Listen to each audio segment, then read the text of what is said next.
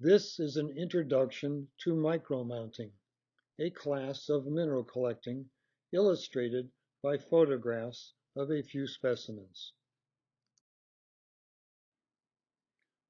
What is a micromount? One of this country's best known micromounters defined it as a natural mineral specimen, preferably in distinct crystals, mounted, properly labeled, and requiring magnification for meaningful observation. While a loupe of 10 power might suffice for examination, a stereo microscope such as this is commonly used.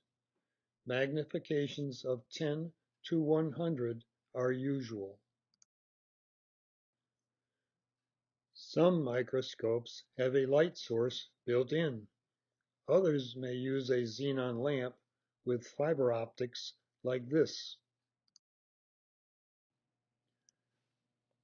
Mineral specimens for micromounts may be purchased, obtained by trade, or free at workshops, or collected from a quarry or a mine. One looks for material with cracks or cavities, called vugs, where crystals may grow freely.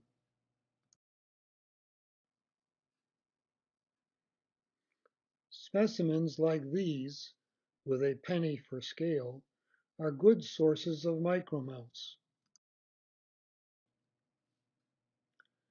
The mineral specimen is carefully reduced in size so that it may be mounted in a box, cardboard, or more commonly plastic with a cover or transparent side, which may carry an appropriate label.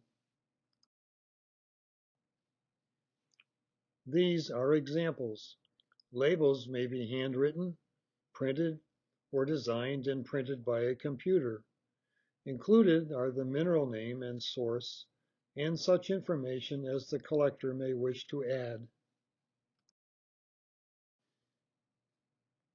Mineral rough is cut to size and shape by a guillotine like this, or trimmed by nippers until the desired part of the specimen will show clearly when mounted. Depending on the size or shape of the finished specimen, it may be cemented to the top of a small cork, usually blackened, a piece of balsa, or a tiny sliver of bamboo for small specimens. Single crystals are often mounted on a tiny piece of paintbrush bristle. There are advantages to collecting micromounts. One, it is easier to find perfect tiny specimens. Two, if you buy them, large specimens cost much more. Three, some minerals are found only in tiny crystals. And four, micromounts take up much less storage space. This drawer of about 18 by 12 inches holds, in an ordered arrangement, 170 mounts. Serious collectors have thousands stored in a few cubic feet of cabinet space.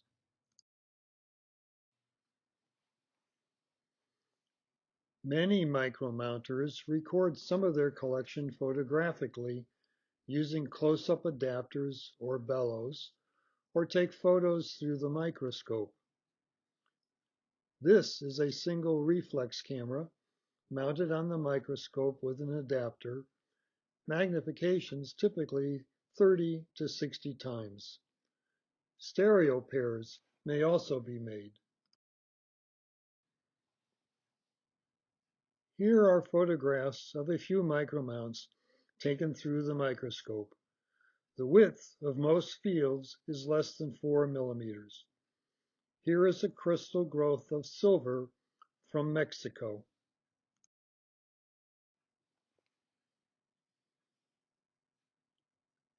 A group of Vanadinite crystals from a well-known mine in Morocco.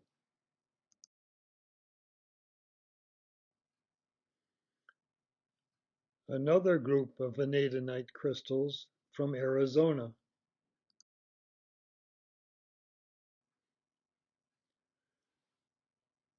A diamond crystal from South Africa, magnified 60 times.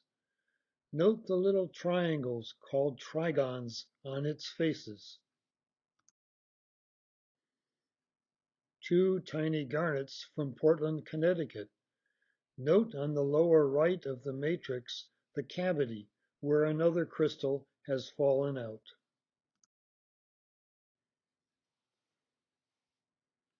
Here is a group of hemimorphite crystals, black, clear, and colorless, with a few crystals of a copper mineral or a calcite grown on them. Copper minerals are commonly blue or green, such as these tiny spheres of malachite, green, and crystals of azurite, blue, from the Morenci mine in Arizona.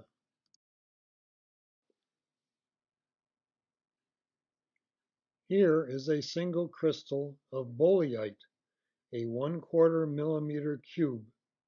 It sits on a thin piece of bamboo.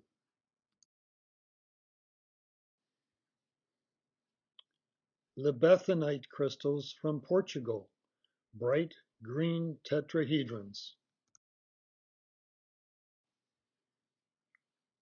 Crystals come in many shapes. Crystal forms depend on their molecular composition. These are plates of Jurleite, copper sulfide, from England.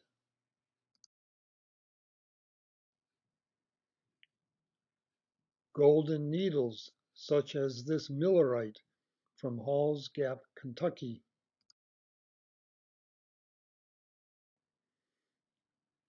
Here are sheaves of Mimetite on a plate of Wulfenite from Mexico. Also from Mexico are these clear yellow prisms of Adamite.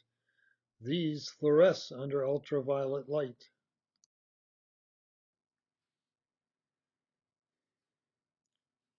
Flower-like crystals of Thompsonite on spheres of the same material from Oregon.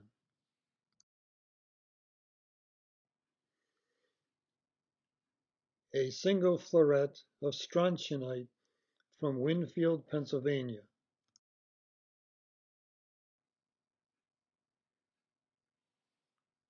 Some crystals are rare, as this one of Warwickite from Amity, New York.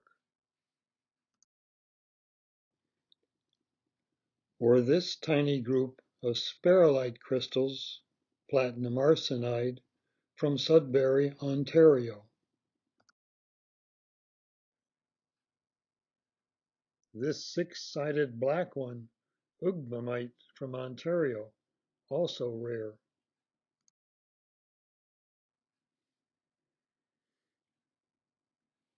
Some crystals, like this Mesolite specimen from Spray, Oregon, grow in a fragile cluster of fine needles.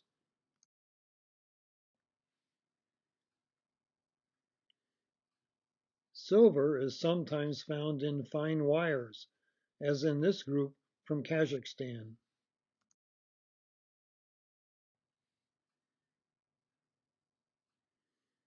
These tiny gold flakes were panned in Ontario.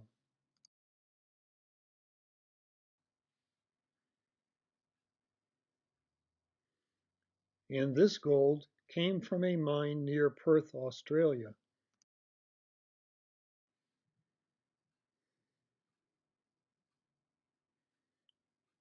These bright red crystals of realgar, arsenic sulfide, came from Nevada.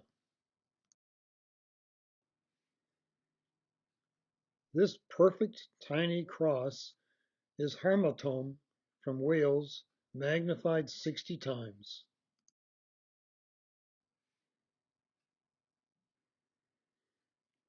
Some crystals are gems, like this pink topaz from Utah.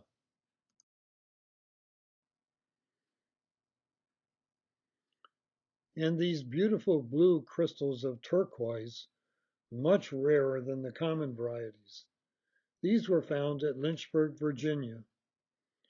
These are just a few samples of the beauty that may be found in tiny crystals.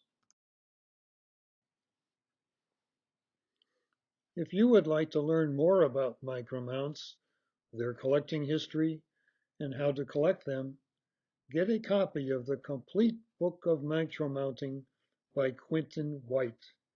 You will enjoy it. Or, at most mineral shows, find the demonstrator with the microscope and see them for yourselves.